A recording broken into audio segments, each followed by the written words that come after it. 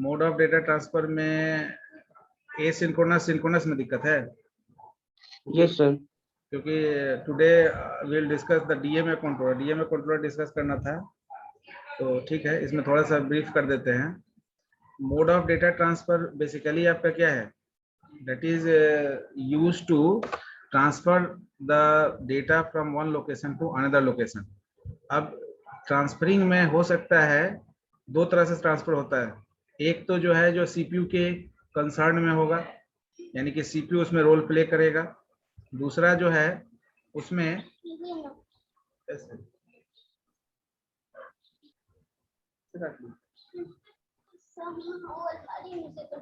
चलो एक मिनट।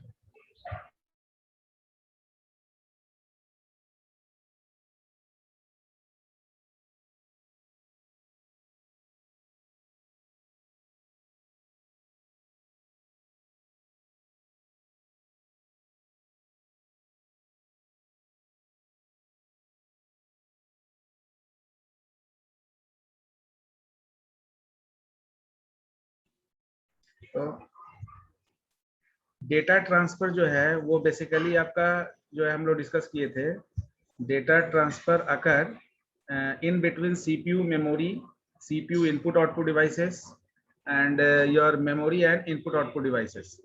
तो कभी भी जब डेटा ट्रांसफर होगा तो CPU and memory, CPU and input output devices, तो यहाँ पर आपका सीपीयू इंटरवेंशन तो समझ में आता है, but memory and input output devices में there is no role play by the CPU. Whenever आप जब मेमोरी से कोई डेटा पेरिफेरल में भेज रहे हैं या पेरिफेरल से कोई मेमोरी में, यानी कि हार्ड डिस्क से कोई डेटा अगर आप पेन ड्राइव में ले रहे हैं या पेन ड्राइव से हार्ड डिस्क में ले रहे हैं, तो यहाँ पर किसी तरह का सीपीयू इंटरवेंशन समझ का जरूरत नहीं है। तो इसलिए आपका मेमोरी को कहा गया कि memory is compatible with the CPU. क्यों? क्योंकि आपका जो प्राइमरी मेमोरी है that memory take assistance with the cache memory, because in between CPU and the primary memory there is a cache memory.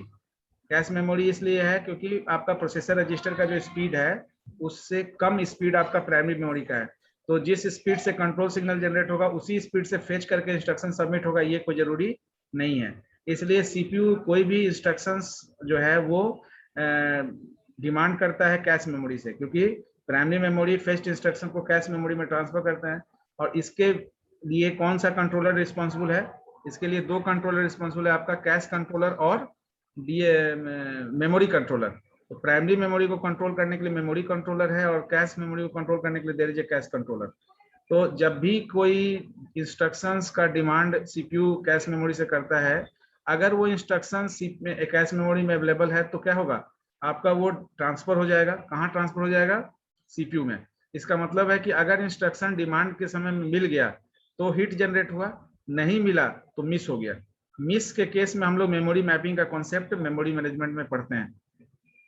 लेकिन अब यहाँ क्या है, इनपुट आउटपुट डिवाइस जो है वो सीपीयू से कंपेटेबल नहीं है। क्यों कंपेटेबल नहीं है? क्योंकि यहाँ पर अब आपका इनपुट आउटपुट डिवाइस जो है वो डायरेक्टली सीपीयू से कनेक्ट नहीं है, जैसे प्राइमरी मेमोरी डायरेक्टली नहीं है। In between primary memory there is a cache memory. तो अब इनपुट आउटपुट डिवाइसेस या स्टोरेज डिवाइसेस जो है ये वेरिएशंस ऑफ स्पीड में होगा। इसका स्पीड कोई जरूरी नहीं है कि एक ही तरह का कांस्टेंट स्पीड होगा सारे डिवाइसेस का, और आपका प्रोसेसर का जो रजिस्टर है उसका स्पीड है। अरे जरूर जरूर एक मिनट।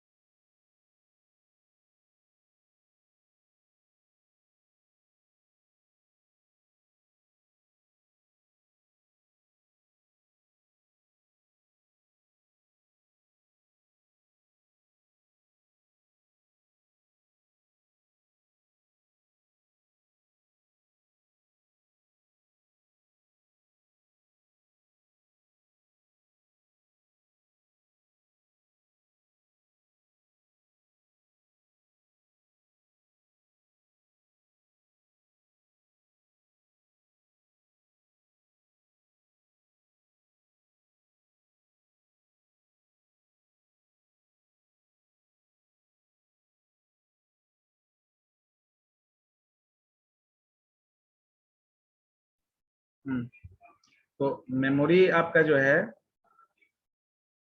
इनपुट आउटपुट डिवाइसेस जो है वेरिएशंस ऑफ स्पीड, यानी कि स्लो इनपुट आउटपुट डिवाइसेस के चलते आपका जो डेटा ट्रांसफर जो है वो वेरी करता है।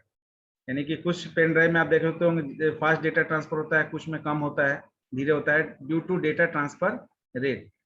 अब यहाँ तक तो क्लियर है, इसमें कोई डाउट नहीं है? No sir. हाँ, तो इसमें अब क्या है कि इस कंसेप्ट के बेसिस पर डेटा ट्रांसफर स्कीम को दो सेक्शन में बांटा गया। अब ये दो सेक्शन एक्चुअली क्या है, एक आपका तो हो गया प्रोग्राम डेटा ट्रांसफर स्कीम, जिसमें आपका जो भी ट्रांसफरिंग होगा वो सीपीयू के कंसर्न में होगा। दूसरा है आपका डायरेक्ट मेमोरी एक्सेस। तो direct memory access data transfer scheme इसलिए किया गया क्योंकि पहले ही हम लोग देख लिए कि आपका जो डेटा ट्रांसफर होता है वो सीपीयू और मेमोरी के बीच में, सीपीयू और इनपुट आउटपुट डिवाइसेस के बीच में, और मेमोरी और इनपुट आउटपुट डिवाइसेस के बीच में होता है। अब अगर सीपीयू इनपुट आउटपुट, मेमोरी और सीपीयू को अगर आप लीव करिए तो मेमोरी और पेरिफेरल्स यानी इनपुट आउटपुट डिवाइसेस के बीच में जो डेटा ट्रांसफर होता है उसमें किसी तरह का सीपीयू इंटरवेंशन नहीं होता है। तो जो प्रोग्राम डेटा ट्रांसफर स्कीम है वो small amount of data movement के लिए जो है इनसाइड द कंप्यूटर यूज होता है। तो अब स्मॉल अमाउंट ऑफ डेटा कहाँ जरूरत होगा, तो प्रोसेसर में, क्योंकि प्रोसेसर के पास लार्ज स्केल में डेटा आप एलोकेट नहीं कर सकते हैं कि स्टोरेज कैपेसिटी लिमिटेड है। ये क्लियर है ना? स्टोरेज कैपेसिटी आपका जैसे जैसे आप प्रोसेसर मेमोरी का जो हायरार्की आप पढ़ते हैं उसमें जैसे जैसे प्रोसेसर से नियरेस्ट जाते हैं तो जो मेमोरी सेल है उसका स्टोरेज कैपेसिटी बढ़ता है या घटता है?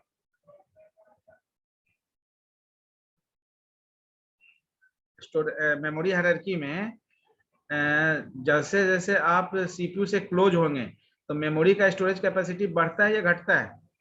एनीवन? घटता है सर। हाँ, घटता है। और स्पीड? स्पीड स्लो हो जाएगा सर। स्पीड स्लो हो जाएगा, स्पीड फास्ट हो जाएगा जी। मेमोरी का स्पीड फास्ट होगा ना। अभी जैसे ये मीटिंग में जितने लोग हैं, कितने लोग हैं? 4 लोग? 5 लोग हैं सर। हाँ, इतने लोग, जितने लोग अभी हैं, इतने लोगों में से किसी का नाम हम अगर बोलेंगे तो इमीडिएटली वो रिस्पॉन्ड करेंगे ना? Yes sir. लेकिन अगर इस मीटिंग से बाहर कुछ लोग होंगे, जैसे अभी कुछ लोग नहीं आए थे तो हमने बोला कि उनको ऐड अप करिए, उनको इन्फॉर्म करिए, तो इसके लिए मुझको कोई भी इंफॉर्मेशन डायरेक्टली भेजने में दिक्कत हो रहा था ना, टाइम लगा ना इसको। Yes sir. तो आप जब सीपीयू के कंसर्न में जो मेमोरी होगा वो सीपीयू को फास्ट रिस्पॉन्ड करेगा, उसका स्पीड फास्ट होगा। जैसे जैसे सीपीयू से दूरी बढ़ेगी मेमोरी की वैसे वैसे स्पीड घटेगा उस मेमोरी का। जैसे प्रोसेसर रजिस्टर का स्पीड कैश मेमोरी से ज्यादा होगा, कैश मेमोरी का स्पीड प्राइमरी मेमोरी से ज्यादा होगा, ठीक है ना? तो उसी तरह से सेकेंडरी मेमोरी तो आपका पार्टिसिपेट ही नहीं करता। सेकेंडरी मेमोरी तो केवल डेटा को होल्ड करके रखता है जहां से आपका फेचिंग इनिशिएट होता है।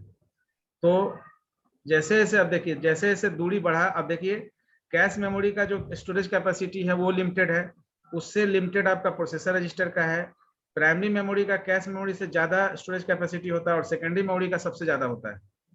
यानी कि सीपीयू से जो सबसे दूर, far away from the CPU जो आपका मेमोरी है उसका स्टोरेज कैपेसिटी ज्यादा है और स्पीड कम है। तो स्पीड और स्टोरेज कैपेसिटी ये आपका जो है रिलेट करता है, को रिलेट करता है आपका सीपीयू से डिस्टेंस के रेशियो में। यानी कि सीपीयू से डिस्टेंस बढ़ेगा तो स्टोरेज कैपेसिटी बढ़ेगा, स्पीड घटेगा। और जैसे ही स्पीड आपका जो है सीपीयू से डिस्टेंस क्लोज होगा तो स्पीड बढ़ेगा, स्टोरेज कैपेसिटी कम होगा। ये मेमोरी में पढ़ाया गया होगा आपको, ओएस में भी बताया गया होगा, इसमें भी बताया गया होगा, फंडामेंटल में भी मेमोरी यूनिट यानी मेमोरी शेप जो आपको बताया गया होगा, प्राइमरी मेमोरी, सेकेंडरी मेमोरी, उसमें मेमोरी हायरार्की बताए थे होंगे जरूर अंजय सर। सर ये नहीं हुआ है, मेमोरी मैनेजमेंट नहीं हुआ है sir, IT fundamental of IT में। नहीं, जैसे ब्लॉक डायग्राम बताए होंगे तो मेमोरी पढ़ाए होंगे ना, cache memory, primary memory, secondary memory, ये सब। अच्छा ठीक है, वो नहीं पढ़ाएंगे तो फिर बताएंगे। मैंने तो बताया था मेमोरी हायरार्की। यस सर, आप बताए थे सर। हाँ, तो अब देखिए, अब ये दोनों में डिफरेंस समझ में आ गया ना, प्रोग्राम डेटा ट्रांसफर क्या है, डायरेक्ट मेमोरी एक्सेस क्या है। तो प्रोग्राम डेटा ट्रांसफर आप इसको इतना समझिए कि हाँ ठीक है, उसको छोड़ो नहीं। तो प्रोग्राम डेटा ट्रांसफर जो है वो आपका सीपीयू के कंसर्न में होगा डेटा ट्रांसफर, और डायरेक्ट मेमोरी एक्सेस जो है वो सीपीयू के एब्सेंस में होगा। ये इतना समझिए पहला डिफरेंस। अब प्रोग्राम डेटा ट्रांसफर में भी इनिशियल जो हमारा डेटा ट्रांसफरिंग हुआ सीपीयू के कंसर्न में, वो आपका बेसिकली क्या है, जब भी कोई कंट्रोल सीपीयू जनरेट करेगा डेटा ट्रांसफर के लिए, तो वो आपका प्रोग्राम डेटा ट्रांसफर स्कीम के अंदर का कोई भी डेटा ट्रांसफर होगा। तो अब यहाँ पर क्या है कि यहाँ पर अब 3 कैटेगरी का हम लोग जो है डिस्कस किए थे programme data transfer, synchronous, asynchronous और इंटरप्ट ड्रिवन। अब सिंक्रोनस क्या है, जैसे देखिए सिंक्रोनस का मतलब होता है एक ही समय में, एट द सेम टाइम। जैसे हमारे और आपके बीच में बात हो रहा है, ये क्या है, सिंक्रोनस है या एसिंक्रोनस? सिंक्रोनस है सर। बस, तो this is the synchronous one. तो सिंक्रोनस कब होगा? जब हमारा जो बैंडविड्थ है, आपका बैंडविड्थ है, यानी कि मीटिंग में सारे स्टूडेंट का, सबका नेटवर्क का जो है स्पीड नियर अबाउट आपका जो है सेम होगा, या किसी तरह का किसी का नेटवर्क इशू नहीं होगा, तभी ये हो पाएगा। नहीं तो हम बोलेंगे आप सुन नहीं पाएंगे, आप बोलेंगे मैं नहीं सुन पाऊंगा, ऐसा होगा ना? ऐसा होगा? सर आवाज नहीं आ रही है सर, कट कट के आ रही है सर। हाँ, तो भाई यही बात, आवाज नहीं आ रही है ना, तो ये रिस्पॉन्ड किए ना आप। अभी आ रही है आवाज? यस सर, अब आ रही है सर। तो सिंक्रोनस का मतलब हुआ कि आपका जब डेटा ट्रांसफर सेम स्पीड के सेक्शन में जब होगा, जैसे सीपीयू का जो स्पीड है और जो पेरिफेरल या इनपुट आउटपुट डिवाइसेस का स्पीड है, अगर मैच करेगा, यानी कि अगर सेम स्पीड का प्रोसेसर और इनपुट आउटपुट डिवाइसेस आपका यूज हो रहा होगा, तो सीपीयू जिस तरह से सिग्नल जनरेट करेगा, वो इनपुट आउटपुट डिवाइसेस उसी के अकॉर्डिंगली रिस्पॉन्ड कर लेगा।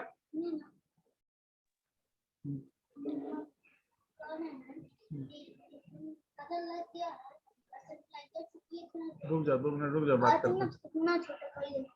अच्छा ठीक, तो इसीलिए synchronous program data transfer scheme जो होगा वो आपका कब, ये डेटा ट्रांसफर स्कीम किसको बोलेंगे, जब भी कभी प्रोसेसर और इनपुट आउटपुट डिवाइसेस का स्पीड सेम होगा।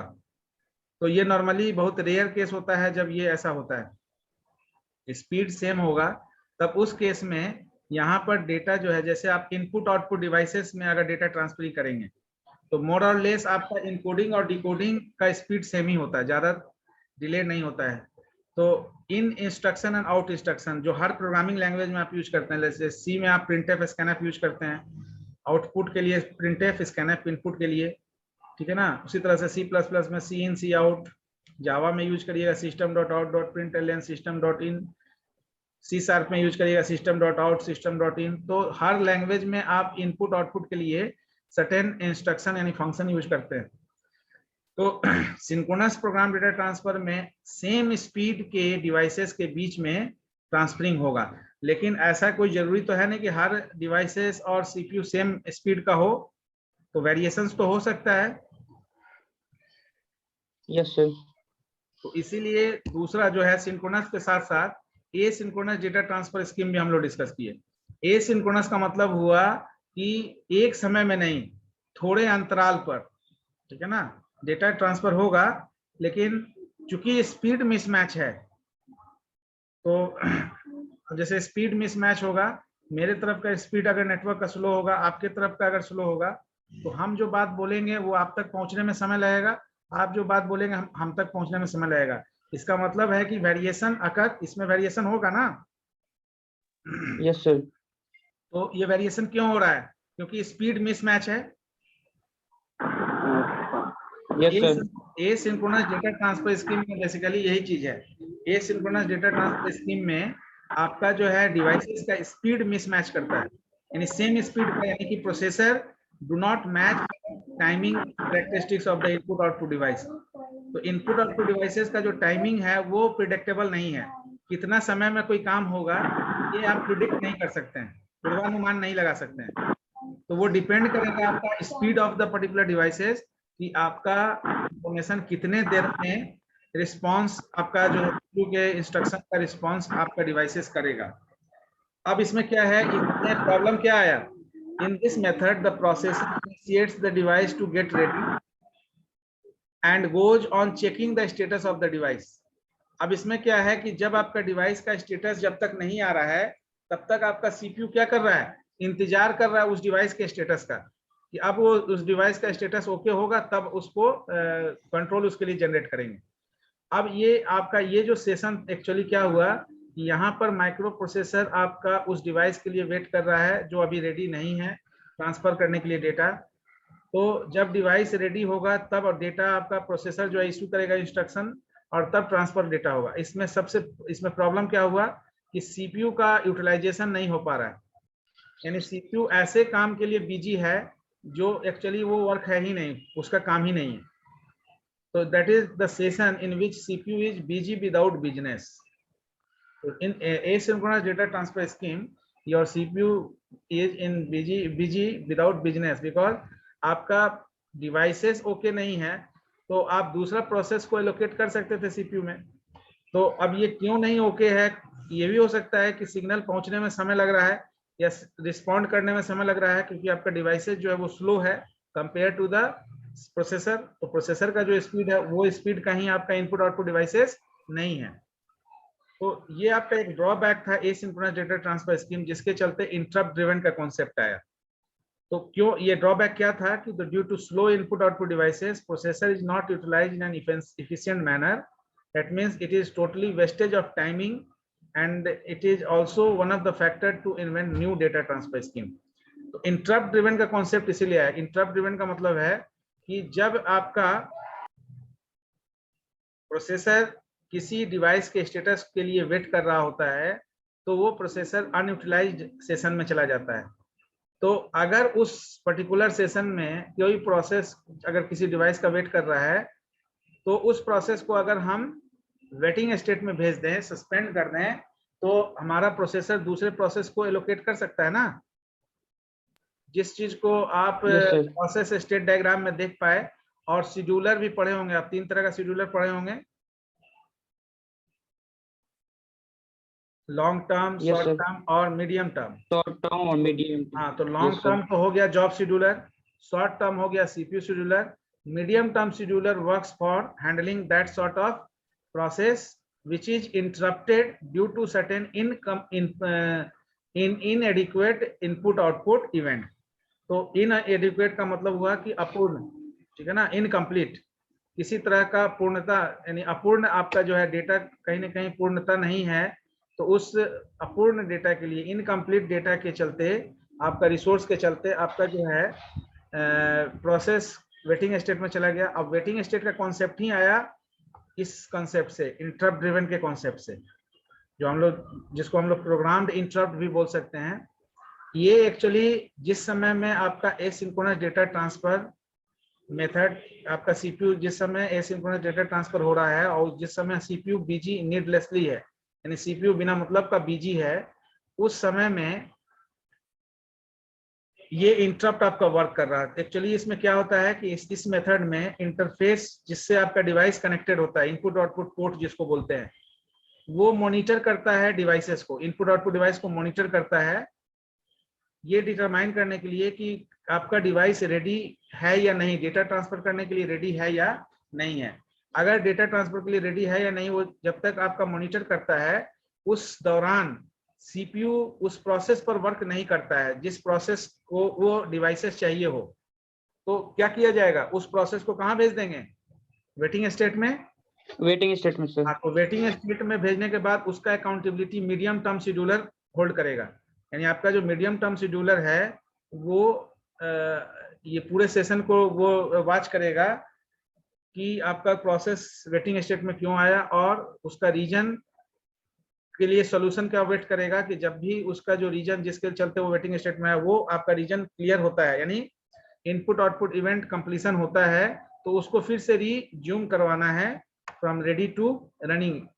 लेकिन जब तक ये ISR जनरेट होता है, इंटरप्ट सर्विस रूटीन, किसी पर्टिकुलर प्रोसेस का, कि इस कारण से ये रुका हुआ है, तो जब तक आपका इंटरफेस ये इंटरप्ट सिग्नल सीपीयू को नहीं देता है, जैसे ही देता है, जैसे ही आपका इंटरप्ट सिग्नल मिलेगा तो सीपीयू क्या करेगा, सस्पेंड कर देगा, करंट जो टास्क लेगा उसको सस्पेंड कर देगा और उसको सब रूटीन में हैंडल करने के लिए आपका जो है इनपुट आउटपुट का वेट करने के लिए वेटिंग स्टेट में भेज देगा, और बाद में फिर से वो उस टास्क को जहां से रिज्यूम करना है वहीं से फिर से रिज्यूम भी कर लेगा।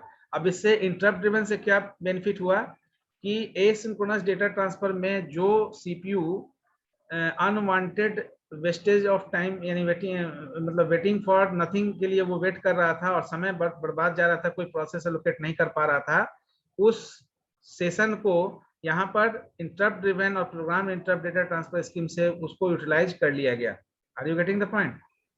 Yes sir. That is the difference between interrupt driven. तो ये तीनों जो है ये प्रोग्राम इंटरप्ट हुआ। इसके बाद कॉन्सेप्ट आया कि ऐसा है कि जब मेमोरी और पेरिफेरल के बीच में डेटा ट्रांसफर करना है तो what is the need of CPU there? We are just changing the location from one location to another location by using clipboard commands. हम लोग क्या कर रहे हैं, कट कॉपी पेस्ट ही करते हैं ना। Yes sir. तो अब ये चीज करने के लिए सीपीयू इंटरफेरेंस का क्या जरूरत है, कोई प्रोसेसिंग तो कर नहीं रहे हैं। We are changing the location of one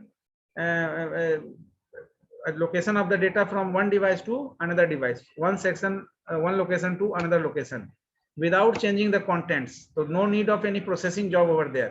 Only we need a buses or wire through which we move the data from one location to another location. That is why there is a need of DMA operation. DMA data transfer में actually DMA operation का जरूरत इसीलिए है क्योंकि DMA operation जब होगा तो आपका बसेस जो है वो अंडर DMA कंट्रोलर वर्क करेगा। यानी कि एक तो प्रोसेसर कंट्रोलर हो गया, अब डीएमए सेशन के लिए कंट्रोलर कौन हो गया, डीएमए कंट्रोलर हो गया। Yes sir. तो I think that is clear to you. Yes sir. और स्टिल एनी डाउट्स? यहाँ जो लास्ट पैरा लिखा हुआ वही है कि आपका जो सीपीयू है वो अपने काम को, मेमोरी एक्सेस ऑपरेशन को डिले करेगा, तभी आपका डीएमए इनिशिएट होगा, क्योंकि डीएमए कंट्रोलर को सिस्टम बसेस, मेमोरी बसेस के रूप में चाहिए। तो वो सिस्टम बसेस जब तक आपका जो है सीपीयू अपने मेमोरी एक्सेस ऑपरेशन को डिले नहीं करेगा, अगर डिले नहीं करेगा तो वो एक्नॉलेज नहीं करेगा, ग्रांट नहीं करेगा, परमिशन नहीं देगा आपको डीएमए कंट्रोलर को। अगर परमिशन नहीं देगा तो उस केस में क्या होगा, डीएमए सेशन लॉगिन नहीं हो पाएगा। इस चीज को हम लोग यहाँ पर डायग्रामेटिक देखे थे, जो आज फिर हम लोग देखना है। और ये आपका जो है ये हम लोग इसको देखे थे कि कोई भी प्रोसेस स्टेट डायग्राम में आपका मीडियम टर्म शेड्यूलर किसके लिए वर्क करता है, एलटीएस क्या होता है, एसटीएस क्या होता है, ये सब आप ऑलरेडी जो है डिस्कस किए हुए हैं। तो resumption occur on the basis of status maintain under MTS. तो मीडियम टर्म शेड्यूलर आपका ये स्टेटस मेंटेन करता है कि कोई भी प्रोसेस आपका रिज्यूम कैसे होगा, फिर से रिज्यूम कैसे करेगा। Clear? Yes sir. Sir interrupt के आने के बाद सर कोई भी मतलब प्रोसेस वेटिंग स्टेट में नहीं रहता, मतलब उसको क्या वो, इसीलिए उसको कहा गया इंटरप्ट ड्रिवन। इंटरप्ट ड्रिवन इसीलिए कहा गया ना कि इंटरप्ट के थ्रू ड्रिवन, इंटरप्ट को यूज करते हुए नेक्स्ट प्रोसेसर को ड्राइव किया जा रहा है। Yes sir. अदरवाइज अगर इंटरप्ट ड्रिवन कॉन्सेप्ट नहीं आता तो आपका प्रोसेसर नीडलेसली वेट करते रहता और बहुत सारा प्रोसेस पाइपलाइन रहता, यानी कि जॉब इन क्यू, बहुत सारा जॉब क्यू में रहता और जॉब एलोकेट नहीं हो पाता। Yes sir.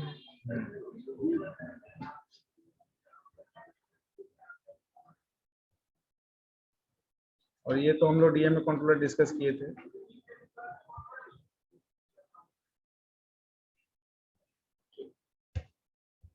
तो अब आज के सेशन में कोई नया टॉपिक इनिशिएट कैसे, और किसी को कोई डाउट है अगर तो डाउट क्लियर कर लीजिए। कोई टॉपिक में किसी को डाउट है? क्योंकि एक सेशन कंप्लीट आपका डीएमए कंट्रोलर डिस्कस होगा, एक सेशन लगेगा। Anyone have any doubts? Sir अगर डीएमए का एडवांटेज लिखना हो तो उसमें सर क्या मतलब लिख सकते हैं? डीएमए का एडवांटेज लिखना होगा तो बहुत सारा एडवांटेज है। डीएमए का सबसे पहला एडवांटेज तो ये है कि it is a fastest way to transfer the data from one location to another location. ये सबसे फास्टेस्ट वे है जिससे आपका डेटा एक लोकेशन से दूसरे लोकेशन में ट्रांसफर होता है, पहला चीज। दूसरा कि it happens in absence of CPU, ठीक है ना। ये जो प्रोसेस है ये सीपीयू के गैर मौजूदगी में होती है, यानी कि there is no interference of CPU during transferring of data in between memory and peripherals